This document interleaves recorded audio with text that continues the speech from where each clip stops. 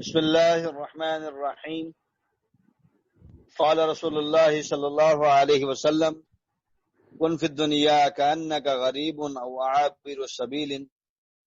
رسول اللہ صلی اللہ علیہ وسلم نے ارشاد فرمایا، دنیا میں اس طرح رہو گویا تم مسافر ہو یا راہگیر ہو۔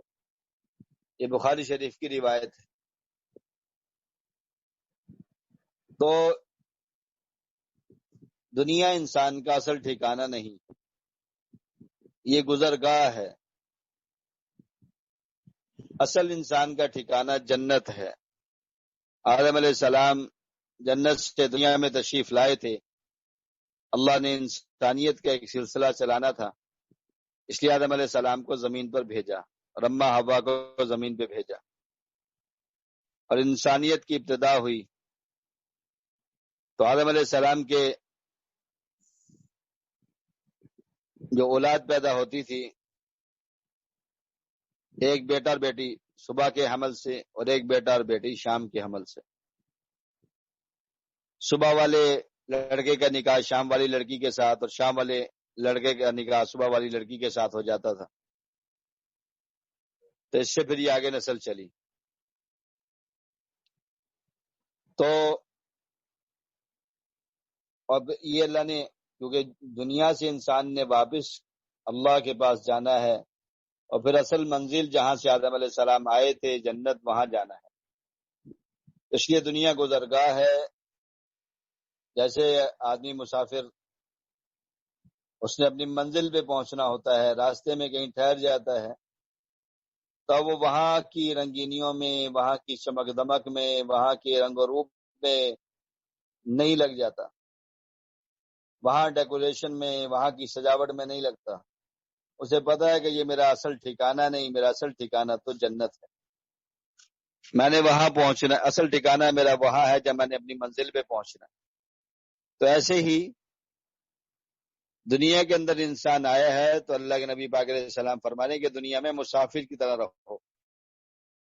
کہ مسافر کی طرح رہنے کا مطلب یہ بھی ہو سکتا ہے کہ جیسے مسافر نے اپنی منزل پہ پہنچنا ہوتا ہے، جیسے گاڑی آ گئی چلا جائے گا، جیسے سواری کے انتظام ہو گیا چلا جائے گا، ایسے ہی اس انسان کی جب موت آ جائے گی تو یہ کوئی پتہ نہیں، موت کا کوئی وقت مقرر نہیں، اس لیے کوئی پتہ نہیں کب موت آ جائے اور یہ اپنے سفر پہ روانہ ہو جائے۔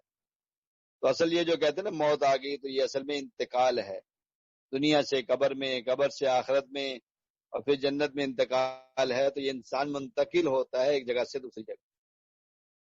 تو اصل جو اس کو راحت ملے گی، اس لیے کہ مسافر جب اپنے ٹھکانے پہ پہنچتا ہے تو وہاں راحت حاصل کرتا ہے، سکون حاصل کرتا ہے، اطمینان حاصل کرتا ہے۔ تو جب تک سفر میں رہتا ہے ہر وقت وہ ایک فکر میں رہتا ہے کہ میں کب منزل پہ پہنچوں گا،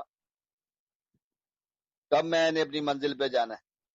اس لیے دنیا میں جو انسان آیا ہے تو فرمایا کہ دنیا کی رنگینیوں میں، دنیا کی چمک دمک سے متاثر نہ ہو جانا۔ یہاں تو حلال بھی ہوگا، حرام بھی ہوگا، جھوٹ بھی ہوگا، سچ بھی ہوگا، صحیح بھی ہوگا، غلط بھی ہوگا، زنا بھی ہوگا، پاک دامنی بھی ہوگی، جائز بھی ہوگا، ناجائز بھی ہوگا، سب نظر آئے گا۔ اور غلط چیزیں تمہیں چمک دمک کے ساتھ نظر آئیں گی، دھوکے میں نہ پڑ جانا۔ اس لیے دوسری روایت میں فرمایا کہ دنیا حلب خضر، دنیا تو میٹھی ہے، سرسبز ہے، اور اللہ تمہیں اس میں اپنا خلیفہ بناتا ہے۔ فَلْيَنظُرْ كَيْفَ تَعْمَلُونَ، اللہ دیکھنا چاہتے ہیں کہ تم کیسے عمل کر کے آتے ہو۔ فَاتَّقُوا الدُّنْيَا، دنیا کی رنگینیوں سے بچ جانا، دنیا کی چمک دھمک میں نہ لگ جانا۔ کہ جب انسان دنیا کی رنگینیوں میں کھو جاتا ہے پھر وہ اپنی خواہشات کو پورا کرنے میں لگتا ہے، اور اس کی تکمیل کے لیے پھر وہ جائز ناجائز، حلال حرام کی تمیز نہیں کرتا، پھر وہ ٹھیک اور غلط کی تمیز نہیں کر سکتا، پھر وہ غلط چیزوں میں پڑ جاتا ہے کہ خواہش کو پورا کرنا۔ اس لیے ایک بہت بڑے بزرگ تھے، وہ فرماتے تھے کہ خواہشات جہنم کا راستہ ہیں۔ فرمایا کیسے جہنم کا راستہ ہے؟ پہلے انسان کہتا ہے اپنی خواہش کو میں پورا کروں گا حلال چیز کے ساتھ،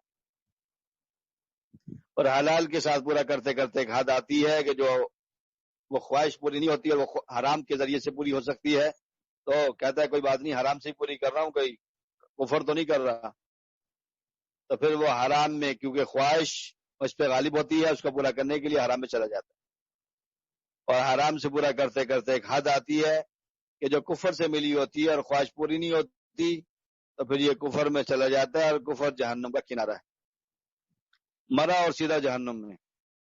اس لیے فرمایا کہ خواہشات جہنم کا راستہ بنتی، اس لیے دنیا خواہشات پوری کرنے کی جگہ نہیں، اللہ نے اس کی منزل یعنی جنت کو خواہشات کے پورا کرنے کی جگہ بنایا۔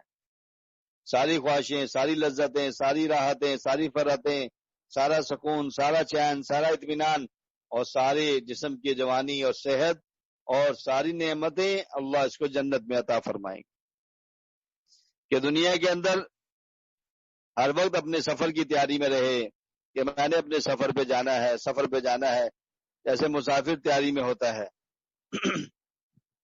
ایسے تیاری میں رہے کہ میرا جب سفر شروع ہو جائے گا اور میں نے اس سفر پہ اپنے آخرت کے سفر پہ روانہ ہونا ہے، تو اس کے لیے یہاں سے تیاری کر کے جائے۔ اس لیے کہ مسافر جب نکلتا ہے گھر سے تو اپنا سامان لے کے جاتا ہے کہ راستے میں کیا کیا چیزیں پیش آئیں گی، کیا کیا ضروریات پیش آئیں گی، اور جو ہے مجھے کیا کیا چیزیں چاہیے، تو وہ اس کا انتظام کرتا ہے۔ ایسے ہی ہمیں اللہ کے پاس حاضر ہونا ہے تو اعمال کا ذخیرہ لے کر اللہ کے پاس جائیں۔ اس لیے دنیا کو اصل ٹھکانہ نہ بنایا جائے۔ یہ دنیا، آج تو موت کے تذکرے بھی ہمیں اچھے نہیں لگتے، اس لیے آپ علیہ السلام نے فرمایا کہ لذتوں کو توڑنے والی چیز یعنی موت کو کثرت سے یاد کرو، کہ جب موت کے تذکرے ہوں گے تو پھر آخرت کی یاد پیدا ہوگی، پھر اصل گھر کی طرف رغبت پیدا ہوگی، پھر جنت کی طرف شوق لگے گا کہ میں نے وہاں جانا ہے تو اس کے لیے مجھے یہاں تیاری کرنی، مجھے یہاں اعمال میں لگنا ہے، اللہ سے ملاقات ہوگی، رسول پاک علیہ السلام کی زیارت ہوگی، اور قرآن کی تلاوت سننے کا موقع ملے گا، اور جنت کی نعمتیں اور فرحتیں ملیں گی۔ تو اس لیے جب یہ سامنے ہوگی آخرت تو پھر یہ تیاری میں لگا رہے گا۔ اس لیے جب اللہ ہدایت کا نور دلوں میں اتارتے ہیں تو اس کی ایک نشانی یہ ہے کہ اس کا رخ دنیا سے آخرت کی طرف اور مال سے عمل کی طرف لگ جاتا ہے۔ ہر وقت آخرت اس کے سامنے رہتی ہے، اس کی منزل اور ٹھکانہ اس کے سامنے رہتا ہے۔